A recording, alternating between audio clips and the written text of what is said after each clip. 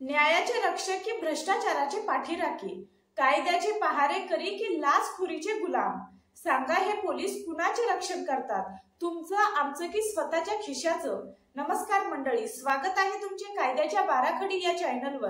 आज आपण बोलणार आहोत त्या भ्रष्टाचाराबद्दल जो आपल्या समाजाच्या मुळांना पोखरतोय। आणि हा भ्रष्टाचार कोण करतं? ते लोक ज्यांच्यावर आपण आपल्या सुरक्षेची, आपल्या न्यायाची जबाबदारी सोपवली आहे। पण खरंच हे पोलीस आपलं रक्षण करतात का, की फक्त त्यांच्या स्वार्थाचं रक्षण करतात? स्क्रीनवर तुम्ही ज्यांचा फोटो पाहताय ते आहेत सतीश कदम, सिनियर PI सतीश कदम। याच सतीश कदमांना अँटी करप्शन ब्युरोच्या टीमने रंगेहात पकडलं होतं 4 लाखाची लाच घेताना। अटक केलेल्या या सिनियर PIच्या प्रॉपर्टीचा डोळे पांढरे करणारा आकडा आता समोर आलाय। नेमका हा PI एवढे पैसे कसे कमवायचा, कुणाला लुटायचा, कसा लुटायचा आणि नेमकी त्याची प्रॉपर्टी त्याच्या उत्पन्नापेक्षा तब्बल 297% जास्त कशी काय झाली, हेच सविस्तर जाणून घेण्यासाठी आज आपण रस्त्यावर चालत असताना एक सामान्य माणूस म्हणून आपण कितीदा पोलिसांना भीत असतो का? कारण आपल्याला माहित आहे, जर आपण त्यांच्या हातात सापडलो तर आपली चूक शोधतीलच, आणि चूक नसेल तर ते बनवतील। लाच मागणं, खोटे गुन्हे दाखल करणं, निर्दोषांना तुरुंगात टाकणं, हे सगळं त्यांच्यासाठी खेळ बनलंय। आणि हा खेळ खेळला जातोय तुमच्या माझ्या पैशावर, तुमच्या माझ्या विश्वासावर। तुम्हीच सांगा, कितीदा तुम्ही पोलिसांना लाच देताना पाहिलं? कितीदा तुम्ही ऐकलं की एखाद्या गरीब रिक्षावाल्याला, फेरीवाल्याला किंवा छोट्या व्यापाऱ्याला पोलिसांनी विनाकारण त्रास दिला? हा भ्रष्टाचार फक्त पैशाचा नाही, हा विश्वासाचा, नैतिकतेचा आणि माणुसकीचा भ्रष्टाचार आहे। कसगाव अरे केनी गाडी नाना, त्या केनी गाडी आहे दादा।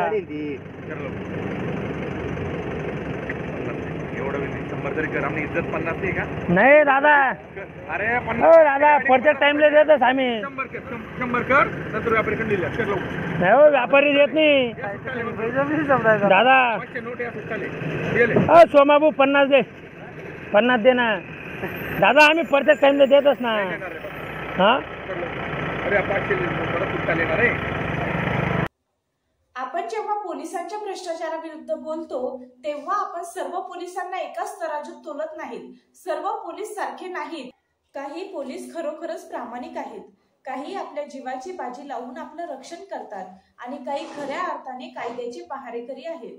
होय, आपल्या देशात असेही पोलीस आहेत जे रात्रंदिवस आपल्या सुरक्षेसाठी झटतात, जे गुन्हेगारांना पकडण्यासाठी आपल्या कुटुंबापासून दूर राहतात, जे भ्रष्टाचाराच्या या दलदलीत स्वतःला स्वच्छ ठेवतात। पण प्रश्न असा आहे, अशा प्रामाणिक पोलिसांना आपण किती पाठिंबा देतो, आणि त्यांच्या या प्रामाणिकपणाला त्या भ्रष्ट व्यवस्थेत किती किंमत मिळते? चला काही वास्तविक आकडेवारी पाहूया। 2023 मध्ये भारतात भ्रष्टाचाराविरोधी यंत्रणेने 4000हून अधिक पोलिसांवर लाचखोरी आणि गैरव्यवहाराचे आरोप ठेवले। पण किती जणांना शिक्षा झाली? फक्त 10%। बाकीचे ते पुन्हा त्याच खुर्चीवर, त्याच सत्तेत तुमच्या माझ्या आयुष्यावर नियंत्रण ठेवत बसले। करप्शन और पुलिस दोनों का बहुत क्लोज रिलेशनशिप कह सकते हैं कि वो रहा है। इतना करप्शन क्यों है? पुलिस में करप्शन है, इस बात को मैं डिनाई नहीं करता हूं, लेकिन मैं इस बात को भी पूरी तरह नहीं मानता हूं कि पुलिस में ही केवल करप्शन है। पुलिस में करप्शन है, लेकिन वो करप्शन बहुत जल्दी हमारी वर्दी के कारण दिखता है। यदि आप अन्य डिपार्टमेंट की तरह देखें तो पुलिस में उतना करप्शन नहीं है जितना PWD में है या अन्य डिपार्टमेंट्स में है। मतलब वो घूसखोर है, मान लीजिए कोई पुलिस वाला भी है, तो अगर हम पैसा दे रहे हैं तो वो हम खुशी खुशी नहीं दे रहे हैं। जैसे आप PWD की बात की, और जगह उसमें हम जाते हैं खुशी खुशी देते हैं कि भाई जल्दी कर दो, ये लेकिन यहाँ पे अलग है। बिल्कुल आप सही कह रहे हैं। दूसरे विभागों में विन विन सिचुएशन है, जो देने वाला है वो भी खुश है, जो लेने वाला है वो भी खुश है। लेकिन खैर, करप्शन को कोई जस्टिफाई कर ही नहीं सकता है। करप्शन और पुलिस दो सांगा, जेव्हा एखादी महिला पोलीस स्टेशन मध्ये तक्रार घेऊन जाते तेव्हा तिच्याशी किती संवेदनशीलपणे वागलं जातं। उलट तिलाच अपमानित केलं जातं, तिच्या चरित्रावर खोटं बोट ठेवलं जातं। आणि जर तक्रार श्रीमंत किंवा प्रभावशाली व्यक्तीविरुद्ध असेल तर मग तक्रारच दाखल होत नाही का? कारण त्या प्रभावशाली व्यक्तीच्या खिशातून पोलिसांच्या खिशात पैसे जातात। या भ्रष्टाचारामुळे काय होतं? समाजात भीती पसरते, सामान्य माणूस न्याय मागायला घाबरतो, गुन्हेगार मोकाट सुटतात, कारण त्यांच्याकडे पैसा आहे, आणि निर्दोष लोक ते तुरुंगात खितपत पडतात, कारण त्यांच्याकडे लाच द्यायला पैसे नाहीत. हा भ्रष्टाचार फक्त पोलिसांचा नाही, हा आपल्या संपूर्ण व्यवस्थेचा रोग आहे. पण याला आपण का सहन करतो? का आपण गप्प बसतो? का आपण या भ्रष्टाचाराला आपल्या आयुष्याचा भाग मानतो? मंडळी, ही वेळ गप्प बसण्याची नाही, ही वेळ आहे आवाज उठवण्याची, या भ्रष्टाचाराच्या राक्षसाला थांबवण्याची. सर्वप्रथम आपण स्वतःला जागृत करायला हवं. प्रत्येक वेळी जेव्हा कोणी लाच मागेल तेव्हा नकार द्या. तुमच्या हक्कासाठी लढा. तुमची तक्रार दाखल करा. पोलिसांनी नकार दिला तर भ्रष्टाचाराविरोधी यंत्रणेकडे जा. तुमच्या मोबाईलमध्ये कॅमेरा आहे, रेकॉर्ड करा, पुरावे गोळा करा, आणि सर्वात महत्त्वाचं, एकमेकांना पाठिंबा द्या. जर आपण सगळे एकत्र आलो तर ही भ्रष्ट व्यवस्था आपल्या पुढे टिकणार नाही. आणि हो, सरकारला सुद्धा सांगते, तुम्हीही या व्यवस्थेला जबाबदार आहात. पोलिसांना प्रशिक्षण द्या, त्यांच्यावर कडक कारवाई करा, त्यांचे पगार वाढवा, जेणेकरून त्यांना लाच घेण्याची गरजच पडू नये.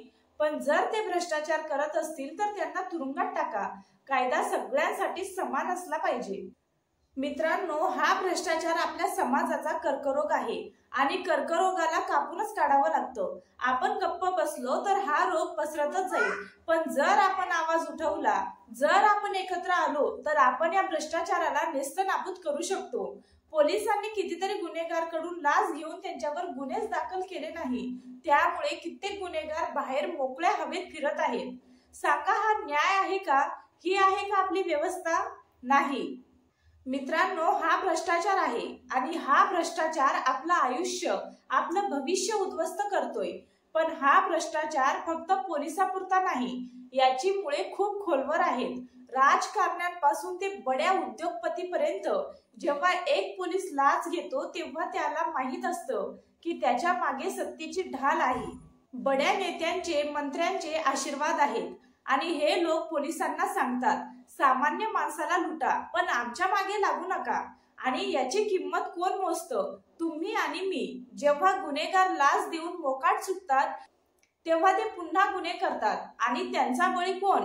आपली मुले, आपली बहीण, आपला भाऊ. आणि सर्वात मोठा गुन्हा काय? आपली चुप्पी. आपण गप्प बसतो, आपण सहन करतो, म्हणतो काय करणार, अशीच असते व्यवस्था.